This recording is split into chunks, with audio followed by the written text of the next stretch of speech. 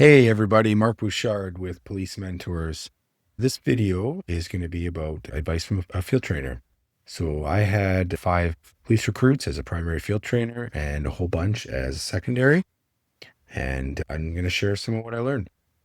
So the first thing is actually that there are very different styles of cops. And you have to really realize that if you get a mismatch between a field trainer and a cadet or a recruit, you're gonna have a really big problem. If you have someone who thinks, they're going to major crime and they're the big report writer and they get matched up with someone who wants to run around call to call, or vice versa, if you have the field trainer that wants to run around to every call and just write everything off, and you have the recruit that's trying to write big long reports and take all kinds of time, that often causes a lot of conflict. And neither one is technically right nor wrong. We need some of both. We need people in major crime who just work on a homicide all year. That's the only call they get, and it's crucially important. And we also need people out there on patrol taking 5 or 10 or however many calls a day. That's the nature of police work. We need people out there just taking the calls as they're coming in. And everything in between. You need a school liaison officer, you need a gang cop, you need a SWAT cop, you need someone to be a manager. And so when people are coming in, we can't view them all in that one lens as though this is the only way. However, I am as a cop is the only way everyone else needs to be. And instead, we need to look at them for what can they contribute and try and find what things might be a good fit for them, even if they're not the exact same as us. So the second lesson is the show, don't tell.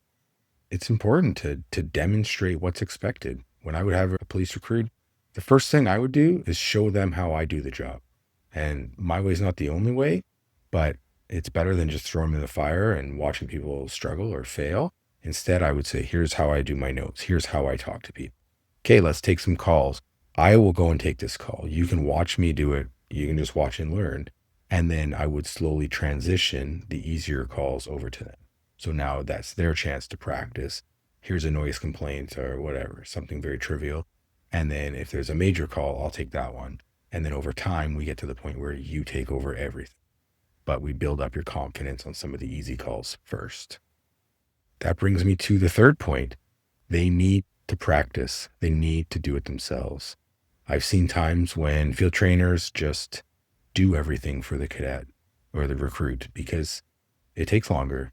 It's harder. It's easier to just do it yourself than it is to teach someone else to do it, to watch them struggle with it and help them through it as they need.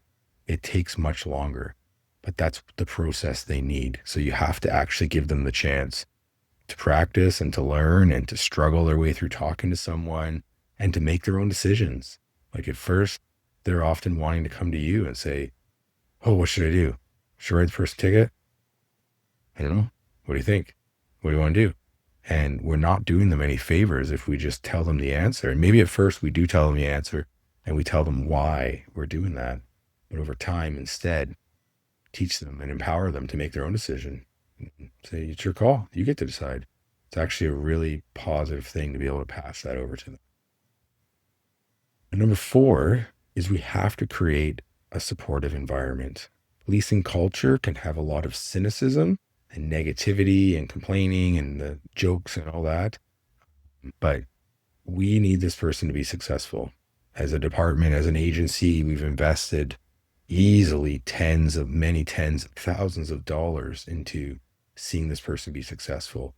We need them to believe that they can do this. And that starts by creating trust. So what I would always do is really try and build that trust right from the police car. Very first instance, hey, I'm here to see you be successful. I'll do everything I can to help you. You can trust me. You can talk to me. You can ask me any question. There's no dumb question, and make them feel safe. And as an example, I actually had a former recruit who went on to be a great police officer. And one day he was telling me about how the newest recruit was tragic. And this was long after I had left. And my answer was, what are you doing to help them? Like, it's one thing to just complain and say, oh, they're not good and they didn't show up perfect.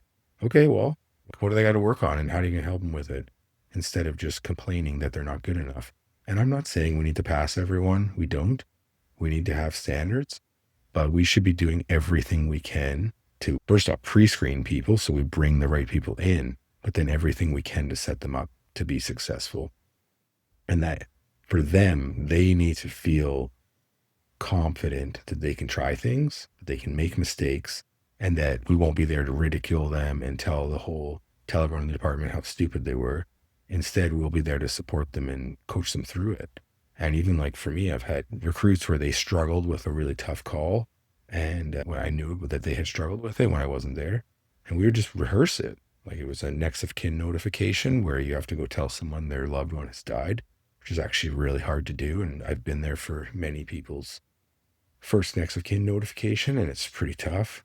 And we just practice rehearsing that I'm the person that needs to hear the news, and they get to practice telling me, and then we coach them up and we try it again and set them up for success. Point number 5, to me, it's the most important point, is the friendships. Some of my best friends were people that were police recruits when I met them. And I was lucky to get paired up with them, and I really enjoyed working with them. And they're still some of my best friends to this day because you go through really intense experiences together, and those form really strong friendships. So I'm really fortunate to get to maintain those friendships.